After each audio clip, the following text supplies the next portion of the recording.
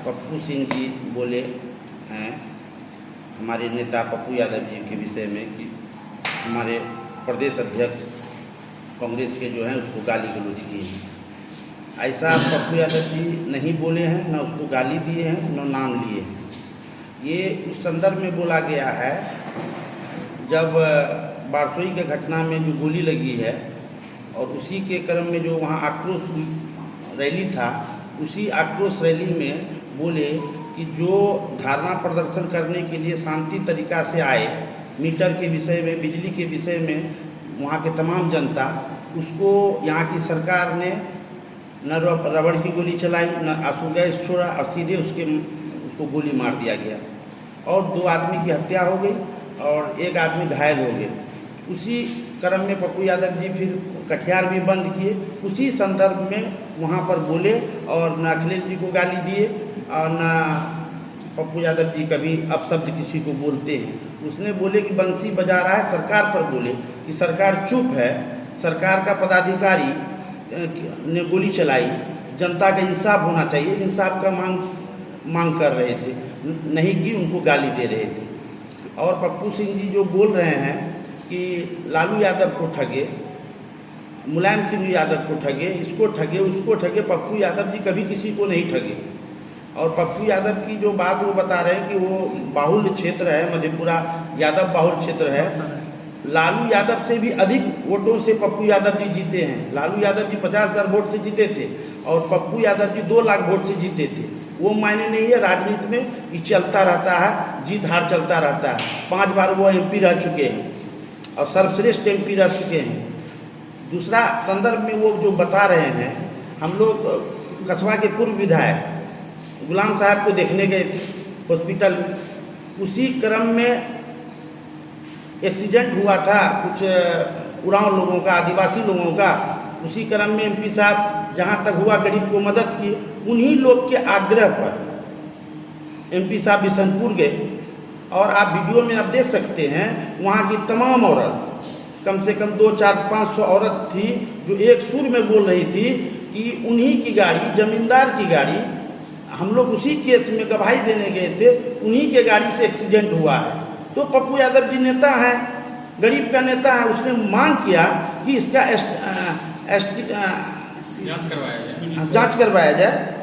तो जांच की मांग किया कि जो दूध का दूध होगा, पानी का पानी होगा। नेता का क्या काम है? नेता का काम है कि भाई गरीब का हक के लिए लड़ना और जांच की मांग करना। पप्पू यादव जी तो किसी पर दोषारोप नहीं किए। पप्पू यादव जी बोले कि इसकी जांच होनी चाहिए कि उन्हीं की गाड़ी, उन्हीं के गवाही केस में गए और पूर्व में भी 4 को हत्या हो चुका है और फिर अभी हत्या हुआ है।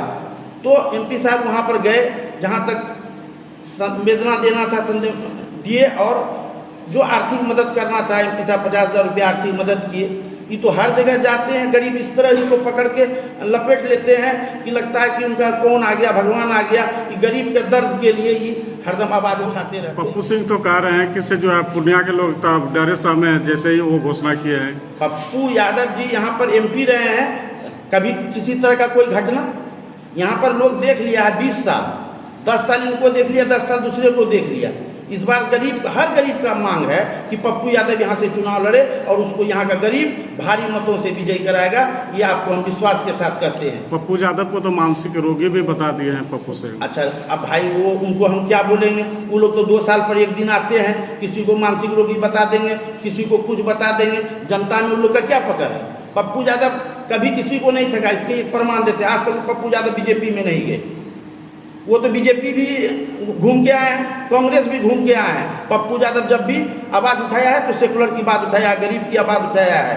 उन्होंने कहा आदरणीय हमारी राष्ट्रीय अध्यक्ष और पूर्णिया से पूर्व सांसद पप्पू यादव जी ने जब से ये घोषणा की है कि आगामी लोकसभा चुनाव में हम पूर्णिया से चुनाव लड़ेंगे, पूर्णिया लोकसभा से चुनाव के लड़ने की घोषणा करने के बाद से लगातार बौखलाहट, और अगर आप में बौखलाहट नहीं होती और अगर आपको पप्पू यादव के नामांकन से, राजेश रंजन और पप्पू यादव जी के नामांकन से किसी तरह की दिक्कत न थी तो आपके जुबान पे पप्पू यादव का नाम नहीं जप रहा होगा। आपके जुबान पे पप्पू यादव का नाम आना, आप पप्पू यादव बारसोई में क्या बयान दे रहे हैं, पप्पू यादव कहाँ क्या बयान दे रहे हैं, पप्पू यादव बिशनपुर में किसके लिए लड़ रहे हैं, पप्पू यादव पूर्णिया में किसके लिए लड़ रहे हैं। यानी आपको ये बयान दिख जा रहा है कि पप्पू यादव जी आदिवासी समाज की आवाज उठा रहे हैं। आपको ये दिख जा रहा है कि अस्पताल में इलाजरत आदिवासी परिवार की सेवा कर रहे हैं। आपको उस पर बयान देने की बात याद आ जाती है। आप उनके बीच क्यों नहीं जाते? आप बिशनपुर क्यों नहीं गए? आप वहां की समस्या क्या आदिवासी परिवार के जो लोग एक्सीडेंट में मरे किसी तरह की, ये जांच तो वहां का प्रशासन करेगा, ये जांच वहां के लोग करेंगे। आप कौन सी सुप्रीम कोर्ट है? आप कौन सी कोर्ट है?